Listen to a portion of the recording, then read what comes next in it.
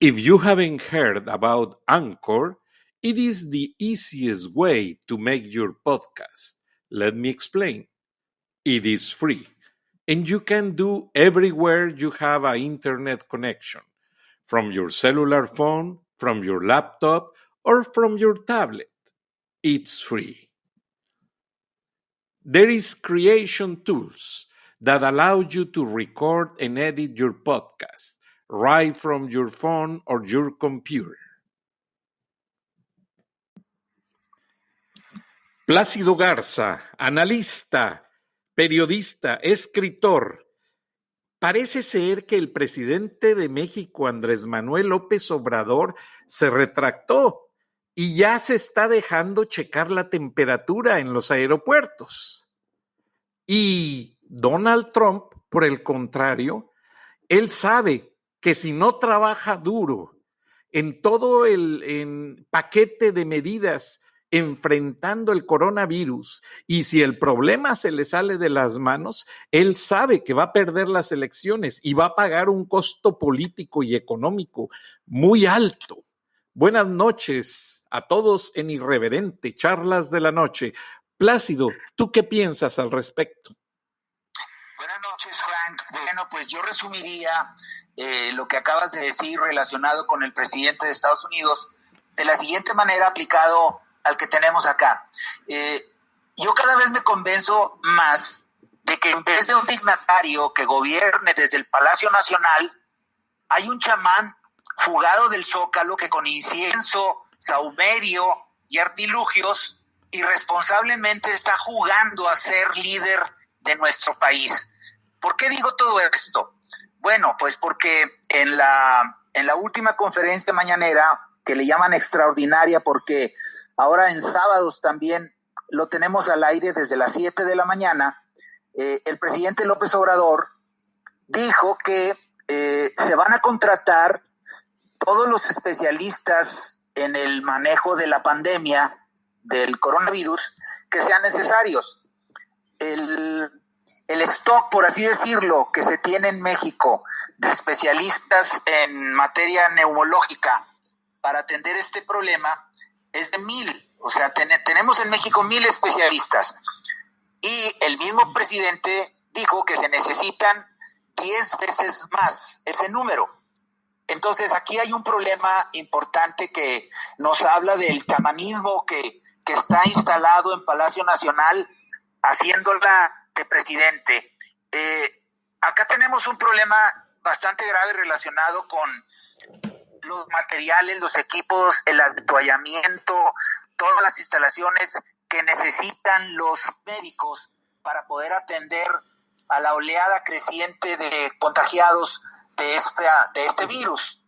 Se habla inclusive, y hay evidencias de ello, de que los grupos comunitarios en diferentes partes del país están haciendo acopio de lo más elemental, de cubrebocas, de guantes, de material, de ese material que se llama Tyvek, que es el que cubre a los especialistas, de gogles, porque resulta que los médicos que están atendiendo a las personas que están contagiadas no tienen ese material por parte del gobierno federal. O sea, el gobierno federal se está quedando atrás en el abastecimiento de esos materiales que son básicos, Frank. Entonces, si no hay material suficiente para poder abastecer a 1,000 especialistas, ¿cómo le va a hacer el gobierno para poder abastecer a 10,000 de los que el presidente habla? Y eso, otra vez, estamos hablando de un mensaje muy irresponsable, porque alienta la esperanza de que México va a poder atender los picos de la enfermedad, como lo dice el subsecretario López-Gatell, pero por el otro lado, las evidencias numéricas, los datos duros, lo que está bien concretamente medido, nos está hablando de una realidad apabullante. O sea, al gobierno mexicano de López Obrador lo está rebasando la pandemia, Frank. Ahora, tenemos a los Estados Unidos cruzando la frontera, y yo sé por datos que hemos compartido tú y yo, de que allá está sucediendo exactamente lo contrario, como que de alguna manera hay más infraestructura. Así es, Frank. Sí, efectivamente, Plácido, y en el sentido de que la infraestructura ha surgido, no se debe a que Estados Unidos sea primer mundo. Pues ve, a China también lo sorprendió este problema. Ningún país del mundo estábamos preparados. Ahora, eso se entiende, pero aquí el presidente Trump ha dicho: yo soy el presidente, soy el comandante en jefe y tengo la autoridad que me dio el pueblo para actuar y gobernar para el pueblo. Esto no es para mí, porque lo han cuestionado mucho si todas las acciones que él viene haciendo son de campaña para reelegirse. Tú sabes, en noviembre hay elecciones. Y Donald Trump dijo abruptamente al reportero que preguntó eso que la pregunta no tenía contexto, que él no iba a hablar de la campaña en este momento y que lo que le interesaba es que no hubiera muertes y que no crecieran los contagios. Entonces, ¿qué pasó? Lanzó iniciativas simultáneas, como ya te dije, mandando investigadores del FBI para checar a la gente que estaba monopolizando artículos básicos. ¿Cuáles eran? Agua embotellada, papel sanitario, alimentos y ciertos productos más. Los pararon. Llegaron el FBI a las bodegas en Nueva York y varias ciudades y los responsables no tuvieron otra alternativa más que regalar los productos a la gente, porque el presidente estaba tan molesto que iban a aplicar todo el peso de la autoridad, como él dijo, para defender a la gente. Subsecuentemente, le hizo un llamado a Jeff Bezos de Amazon y le dijo: tú me anuncias acaparadores en tu servicio de venta en línea y yo mando cerrar Amazon con una investigación federal. Y los americanos se quedaron abruptos. Eso por un lado. Por el otro, ayer te dije el caso de la empresa 3M, una empresa que produce todos los tapabocas y muchos artículos para proteger médicos y enfermeras en casos de los cuartos de emergencia. ¿Qué pasó? Ellos tienen la principal planta en China y en China lo que determinaron es que tenían que vender a otros países la producción porque estaban más necesitados. Entonces, cuando el presidente Trump empezó a ver que la cresta del contagio en Nueva York no paraba, precisamente se dedujo por sus asesores que mucho se debía a que no había protección. Pues de inmediato obligó a la empresa 3M a empacar millones de cubrebocas y artículos para destinarlos a Estados Unidos. Y la casa matriz de 3M está en Minnesota. El presidente de 3M es un americano y que ya salió a dar una excusa, pero el presidente los paró en seco a todos y les dijo: aquí las excusas no caben. Aquí estamos en un plan de guerra, y volvió a repetir su frase: estamos en guerra contra un enemigo invisible y mi preocupación y mi prioridad es salvar las vidas. Y está molesto, y quienes hacen comentarios políticos en las columnas dicen que Donald Trump se para a las 2:30 de la mañana, toma su ducha, se bebe un café, inmediatamente está llamando por la línea roja a todos los encargados, a los asesores, está subiendo mensajes en su Twitter, que tiene ya casi 90 millones de seguidores y sigue creciendo. O sea, esto no ha desgastado a Donald Trump. La gente pensó que cuando daba hasta 3 conferencias de prensa en red nacional al día, el presidente iba a cansar a la gente, y no ha sido eso. La gente ha llegado a la conclusión de que necesitan esa guía y esas conclusiones, y él hace personalmente a los jefes del ejército, de la marina, del departamento de justicia, dar la cara, y él los pone a hablar en vivo y les dice: no, este problema está así, dígame para dónde va la solución, y a mí me responde, y al pueblo de los Estados Unidos, porque ellos merecen saber la verdad. Es una lección.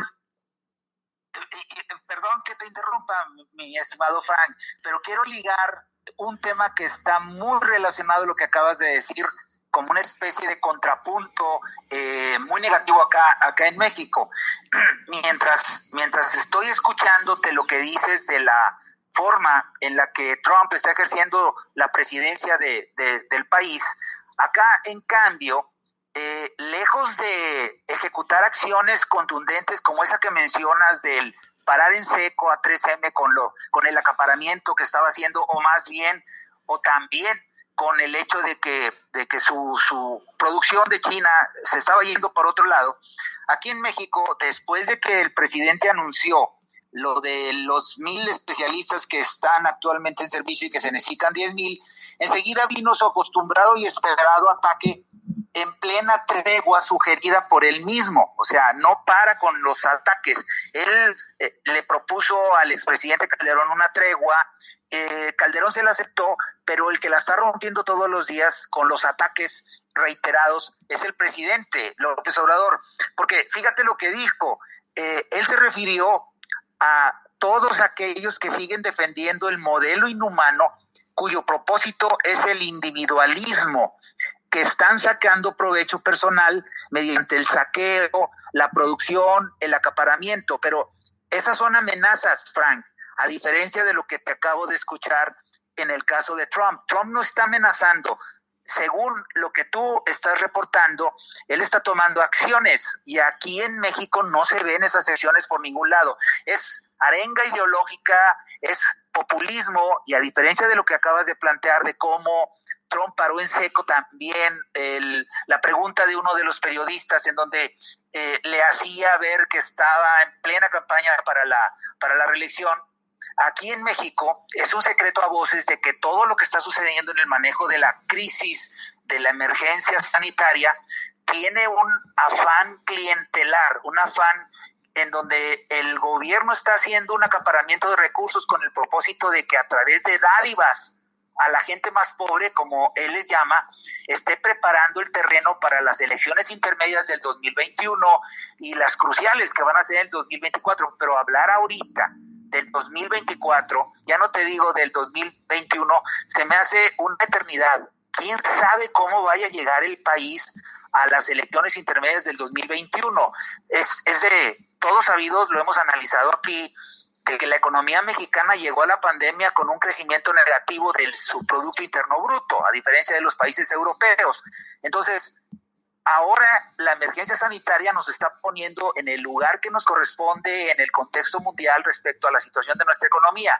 Y obviamente lo que el presidente no sabe o ignora o se hace simplemente es que un escenario económico en decremento como el que se espera de casi menos 4% relacionado con el crecimiento del Producto Interno Bruto, le va a dar al traste a sus aspiraciones políticas. No está pensando en otra cosa, según los análisis que nosotros estamos haciendo, que en su afán de congraciarse con los pobres para sembrar, como lo hizo en su campaña, el efecto del voto que le favorezca.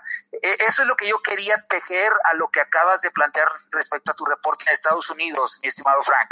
No, y gracias por hacernos entender el contraste de lo que sucede en México, porque como sabes, pues tenemos ya casi más de 50 millones de mexicanos viviendo en este país, entre documentados e indocumentados, pero somos una fuerza, por un lado, y tenemos un poder de decisión, porque muchos votamos todavía en México o desde los consulados, y quienes pagamos o mandamos dinero a nuestras familias, tenemos un poder de decisión en México. Y obviamente que así como a los millones de coterráneos que yo tengo acá en los Estados Unidos, nos interesa mucho que si manda uno dinero a las familias, que las cosas funcionen, pues de una manera eficaz y segura.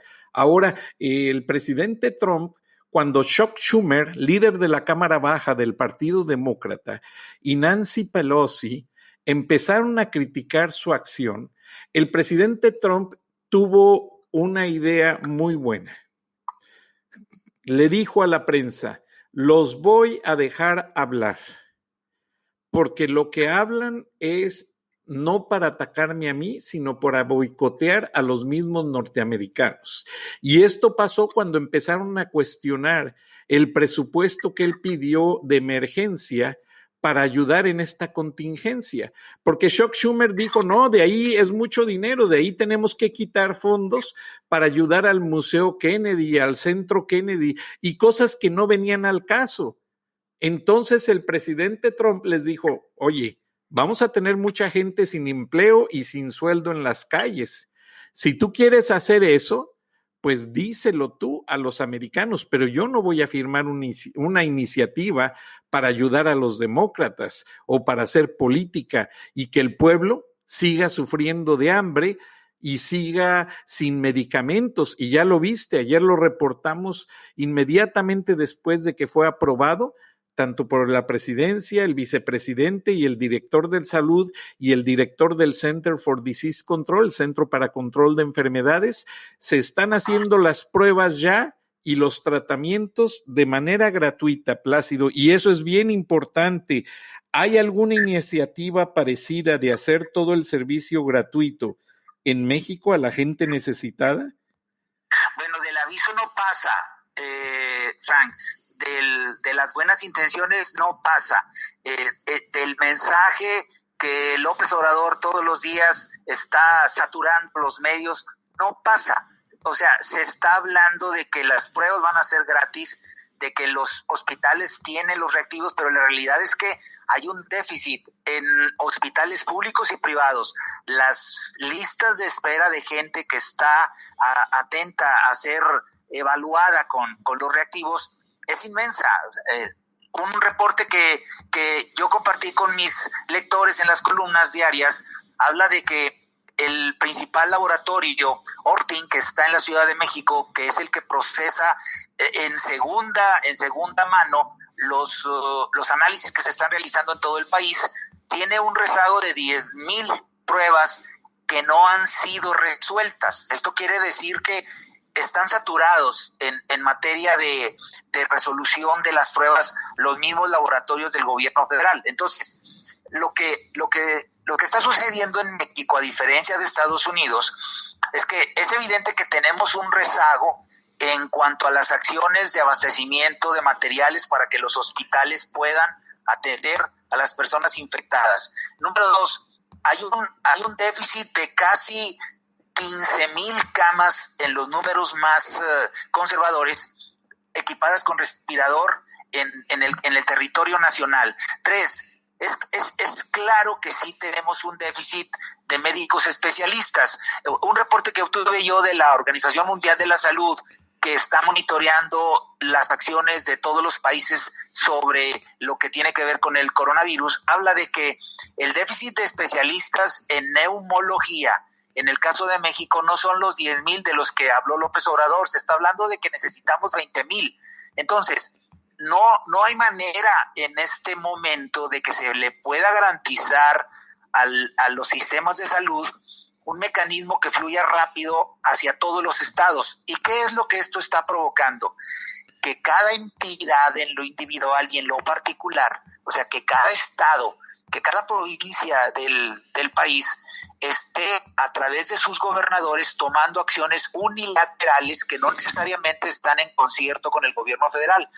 Se juntaron los gobernadores de Coahuila, Tamaulipas y Nuevo León y emitieron un laudo, por así decirlo, mediante el cual le avisan a los paisanos que están regresando de Estados Unidos hacia México que es preferible que se queden allá porque tienen mayores posibilidades de ser atendidos, y esto lo confirmo con lo que acabas de decir, Frank, en el sentido de que el gobierno de los Estados Unidos ya está listo para poder aplicar las pruebas, sean documentados o indocumentados, estén allá legal o ilegalmente, porque el principio de tener salud está por encima de todas las causas. Entonces, fíjate lo que está sucediendo, y esto es delicado.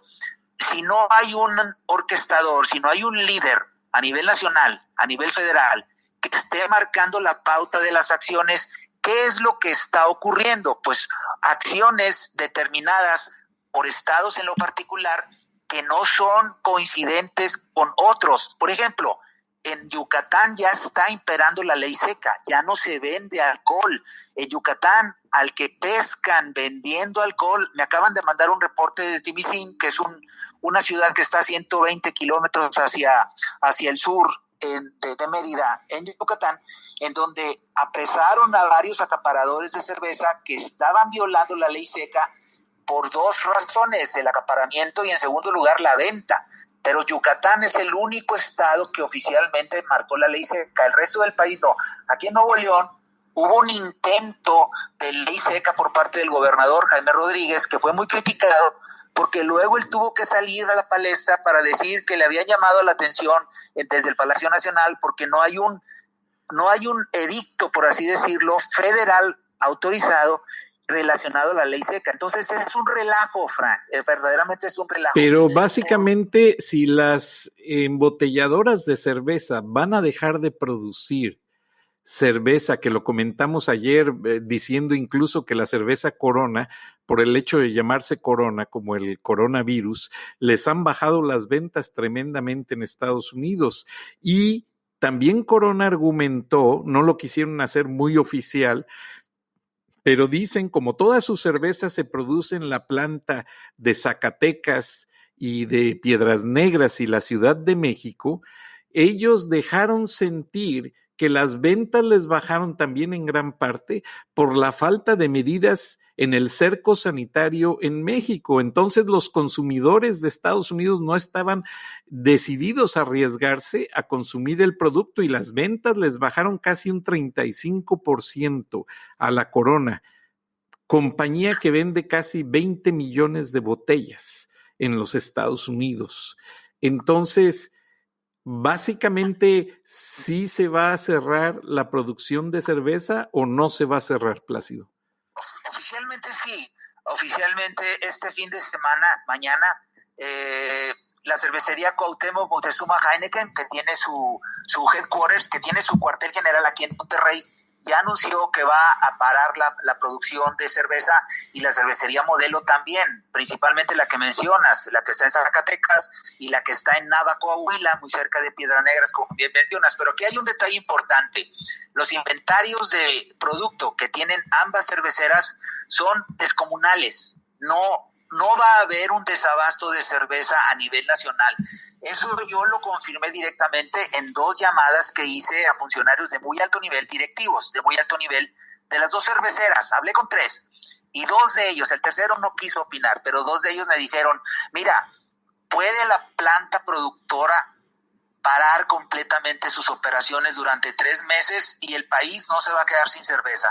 Entonces, todo lo que está sucediendo alrededor de la venta del alcohol, cada estado, yo insisto, cada estado del país está tomando sus propias decisiones. No hay un orquestador nacional, por una sencilla razón. Tú me podrás preguntar, bueno, ¿y por qué no hay una línea que sigan todos los estados? Pues la respuesta es muy sencilla: no hay un director de orquesta, y el que está fingiendo, porque no finge como director de orquesta, no tiene credibilidad, Frank, porque él solo se desdice. Mira, personalmente, y tengo que decírselo, la gente que me lee lo sabe, porque he compartido con ellos estas inquietudes.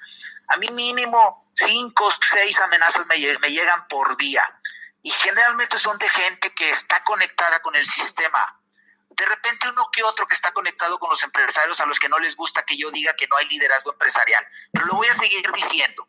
Entonces, esas amenazas van enfocadas directamente a la línea que estamos manejando en este programa y yo en mis columnas, relacionada a un solo factor: el país no tiene liderazgo político y el país se está quedando corto en el liderazgo empresarial que tradicionalmente existía en México. Tú lo sabes, o sea, los grandes empresarios de hace 20, 30 años de alguna manera se dieron la batuta a las nuevas generaciones, y estas nuevas generaciones se han vuelto egoístas. Esa es la verdad.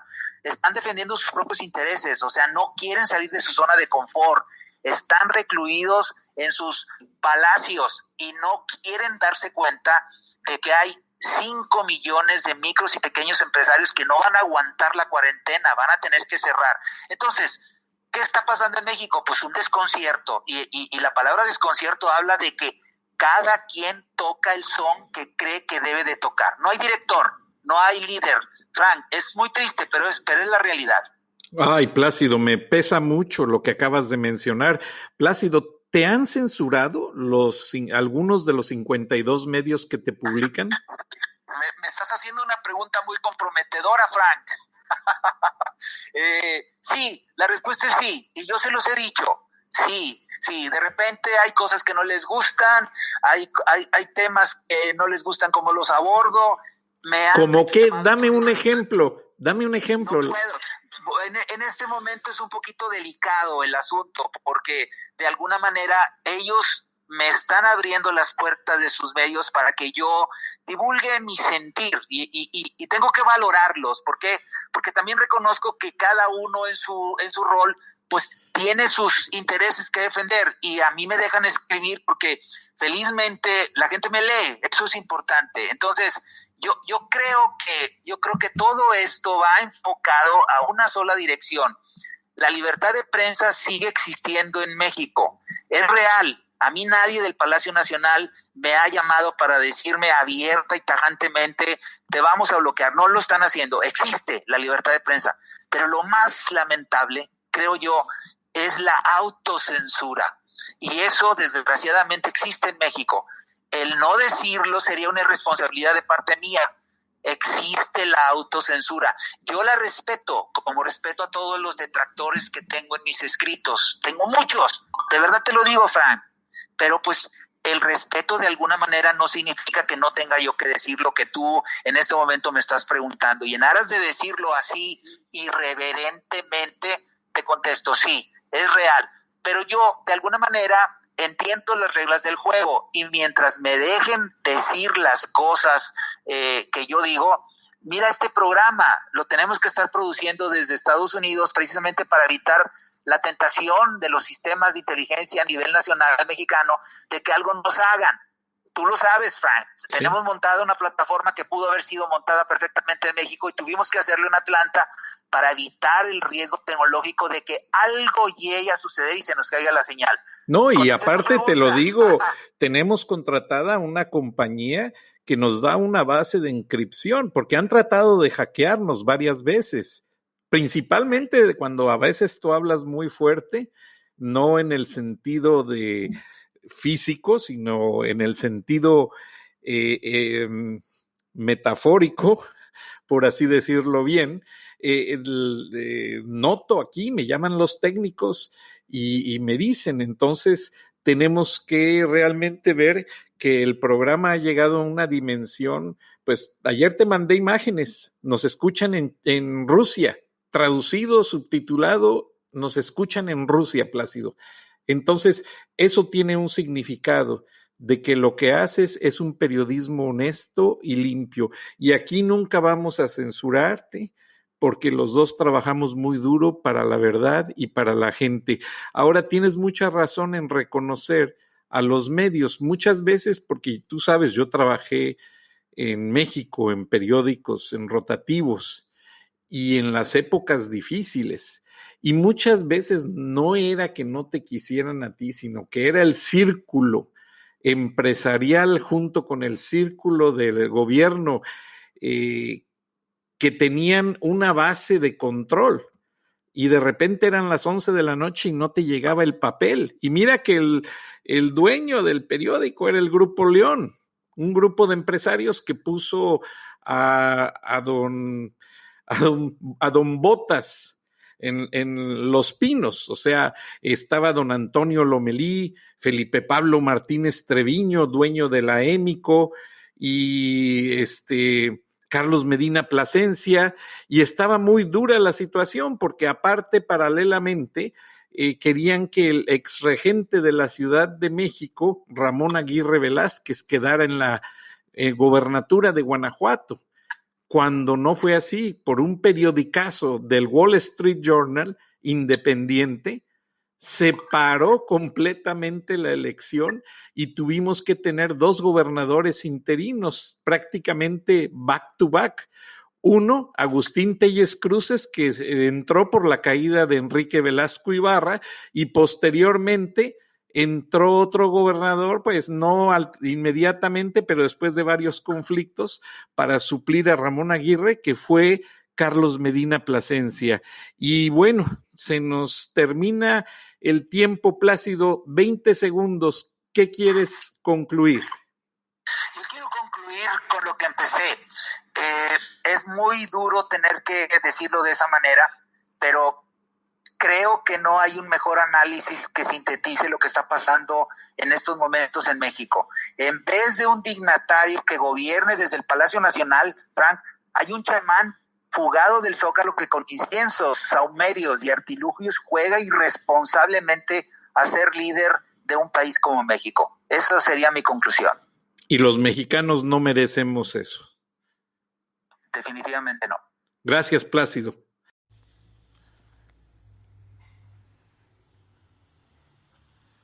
Irreverente. Charlas de la noche con Plácido Garza y Francisco Durán Rosillo.